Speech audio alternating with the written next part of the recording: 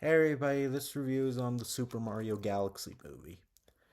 So the plot of this movie is Bowser's son Bowser Jr., played by Benny Safdie, kidnaps a cosmic space princess named Rosalina, played by Brie Larson, so he can drain and harvest her cosmic powers, so he can fuel this planet-destroying cannon to destroy Earth and the Mushroom Kingdom because of what happened after the events of the first movie where Bowser was captured and shrunken down and held in Peach's castle. So Mario, Luigi, Peach, Toad, and the rest of the gang reluctantly have to team up with Bowser in order to stop Junior from causing a whole bunch of cosmic chaos and also try to save Princess Rosalina, or maybe she might end up saving herself.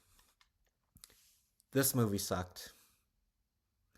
Yeah, I hate to say it, this was a huge disappointment. I really liked the first Mario movie, and I had such high hopes for. Oh, this is just an April Fool's movie. Of course, I really liked this movie. Yeah, if if you didn't know, I should probably give my thoughts on the first Mario movie. I really liked it. I thought it was a very good movie. A lot of people hated it because it's cool to hate on everything, I guess. And he's like, everyone's always like, oh, it's nothing but fan service. It's nothing but references. It's too much like the games. Yeah, they made a Mario movie that wasn't like the games a long time ago, and you all hated it because of it. Like, stuff from the source material in an adaptation is not a reference. That's not what a reference is. That's like saying the Lord of the Rings movies are nothing but references just because they have stuff from the books. Like, I don't know. But this movie,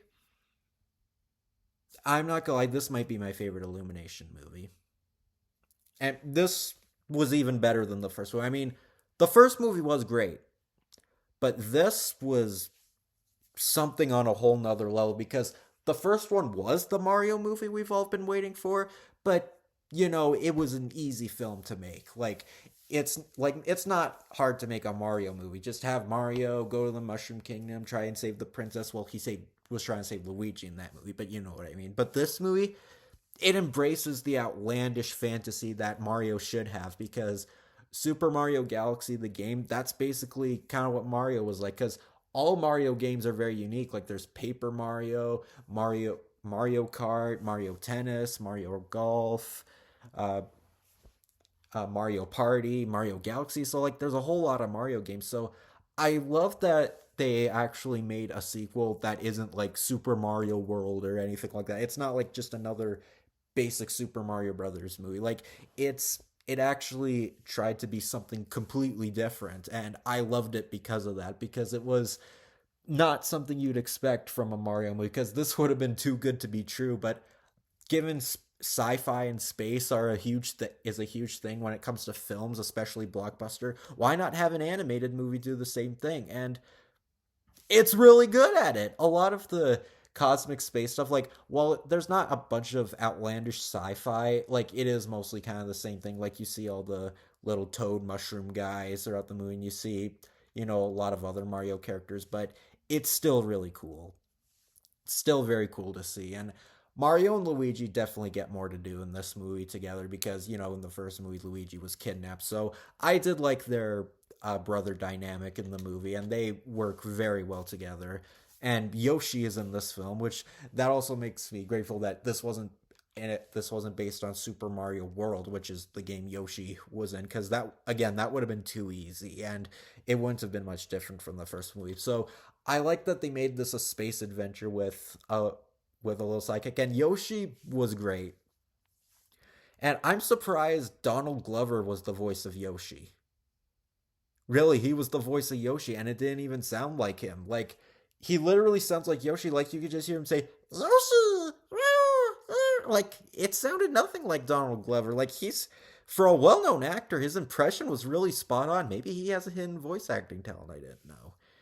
And yeah, Yoshi is very funny. He was very cute, and he was a great sidekick. He's in the movie a good amount. Like you do see him with the Yoshi eggs, and like it does show what happened after. If you saw the credit scene in the first movie, it shows Yoshi's egg hatching, so it does show what happened afterwards, where he's in the pipes and Mario discovers Yoshi and he freaks out that there's a dinosaur in there, and he's really good.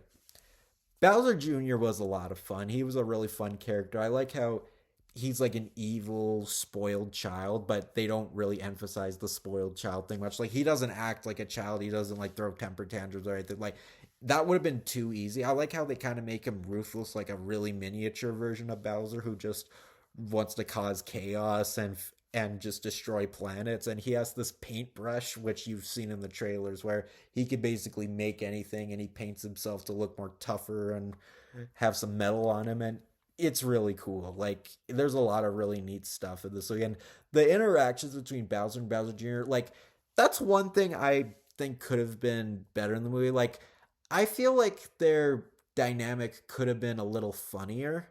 Like, I mean, it's a Mario movie. It's going to be like goofy and fun and zany. Like, I think it kind of would have been funny because Bowser is the villain. So, like, I think it kind of would have been funnier and more entertaining if they did made their dynamic really funny, kind of like an Austin Powers type thing with Doctor Evil and Scott Evil, like where Bowser Jr. is like the wannabe villain and Bowser's just aggressive. But no, they play it for seriousness, and like it's not really a complaint. It's more of a nitpick. Like, it's fine, I guess. I just kind of I think there could have been a lot of comedy opportunity, but it's fine, I guess. It's really just a nitpick. But hey, if my problem is doesn't really hurt the movie, then that really goes to show how fortunate I am. And Rosalina was very cool. Her all her cosmic power and energy of like controlling what using her wand to control the stars and have and that stuff, like, it's really cool. And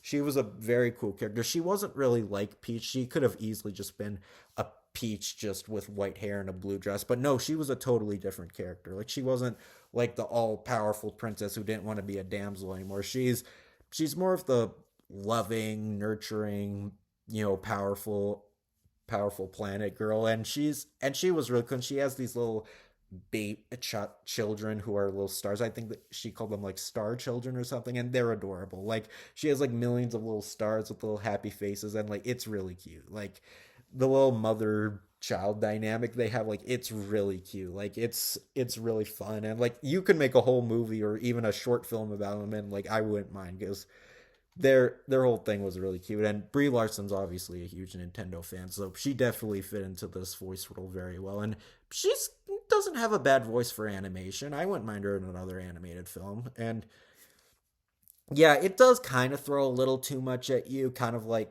the first movie, where like, yeah, most of it is in the galaxy and space and stuff. But like you saw in the trailer, like they go through the desert. Although that's really only in the beginning. That's actually when Mario and Luigi are first introduced, when they're in the desert and the pyramids and stuff. And yeah, and all the adventures they go on with Yoshi like aren't always like the planet galaxy type adventures. So yeah, they do kind of throw a little much at you, but to be fair, the first movie kind of did as well. So it's fine, I get. So that's fine. Like, it's not really a thing that hurts the movie. It just kind of throws a little bit at you, but it's not in a really bad way. So if you just want to know more about Mario, like, it's not messy. Like, it does its job well, just like the first one. And I think it's a really cool movie to show more of the Mario Mario type stuff you might not be aware of, because they already established it in the first movie with Donkey Kong and Mario Kart and stuff. So, and they don't do any of that. Donkey Kong's not even in this movie, so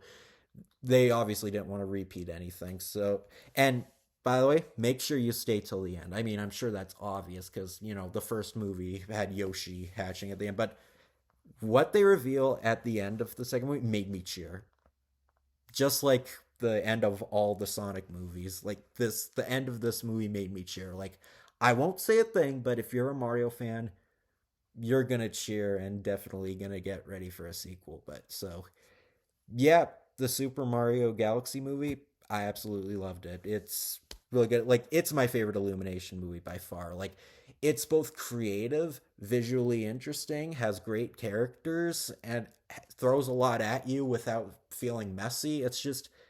It's a dream come true for Mario fans, and that's really what you want. So, Yeah, I absolutely loved it. And no, this is not an April Fool's review. I did really like this movie. So don't worry. I'm this isn't a rant in disguise. I really did like this movie. All right. The trailers I saw before the movie, Spider-Man Brand New Day. It looks all right, I guess. I mean, the Punisher's in it. I mean, I guess to be fair, he did debut as a Spider-Man character. Because can an MCU Spider-Man movie please have Spider-Man work on his own? Like, I don't mind shared universes and characters being in other projects, but they don't all need to be have other characters in other projects. Because what makes Spider-Man great is because he's a younger character and he's learning to adapt and be responsible on his own. He doesn't need everybody else. But I mean, like, maybe that Punisher moment's just one scene, and Bruce Banner, I hear, does Bruce Banner, it was in the trailer, and I mean, it looks all right. I mean, the only good Spider-Man movie was No Way Home, and I'm gonna be honest. Even though I did say I liked No Way Home, like I did have a fun time with it, but let's be honest. Objectively, it's not a good movie. Like, it's really only good when you see it in a movie theater and you see Tobey Maguire and Andrew Garfield and you get so excited. It's just, but on its own, I haven't seen it since because it's just another MCU movie with no rewatch value. But oh, maybe Brand New Day could be okay, but I don't know. I mean, if I'm pretty bummed out of comic book movies, like I've pretty much lost a lot of hope for a lot of comic book movies because all of them are just Guardians of the Galaxy reskins, and they don't care about the comic source material. They just want to stick to one style, but we'll see what happens. Okay, this is where there's this weird movie coming out called Shrek. I don't know what kind of name Shrek is. It's about this green guy and he's like with a he like goes on with a donkey or something. It looks really odd. Okay, in all seriousness, it's a re-release for Shrek's 25th anniversary. Huh, Shrek's as old as I am cuz I'm turning 25 this summer too. You know what? I'm probably going to see this on the big screen cuz Shrek's one of my favorite movies. I've said that time and time again. So I'm not going to pass on the chance to see my favorite animated movie on the big screen. So, yeah, I'll definitely keep this in mind. Forgotten Island. This one looks kind of interesting. It's a movie about like where a bunch of things that are forgotten are on, and like this girl goes on this adventure and she discovers there's this island and lots of things can disappear and get easily forgotten. It looks like an interesting movie. I might have to see this. It could be good. I think it said the director of Puss in Boots: The Last Wish did, and I did like that movie, even though I do think it's a tad overrated. I don't think it's anywhere as good as people say, but you know what? I might check out Forgotten Island. It might be good. And I got Minions and Monsters. This looks funny. Like, this has got to be funny. Like, the whole thing is that they're trying to create a monster movie, but and then they open the spell book and create a whole bunch of monsters, and it looks funny. I mean, it's the Minions. It's got to be at least funny. So, I mean, yeah. At first, they were pretty annoying, but like the more they've been in more stuff, they've definitely gotten a lot funnier. So and yeah, they are funny characters. So I'm sure this will be a good fun time at the movie. So yeah, the Super Mario Galaxy movie. As a Mario fan, I absolutely loved it. I swear this is not an April Fool's joke. I did really like this movie. And if you're a Mario fan, you're going to be really delighted. And you know what? I'm going to be honest. I can't see any animated movie this year topping this because I mean, okay, the Angry Birds movie 3 is coming out, and I loved the other two, so maybe that could top this, but I don't know. But I really liked this movie, and if you're a huge Mario fan, definitely check it out. I promise you, it's worth your time. And obviously, the showing I went to was so packed given its opening day. So Mario's got a fan base. So if you're a Mario fan, definitely go see this. So take care.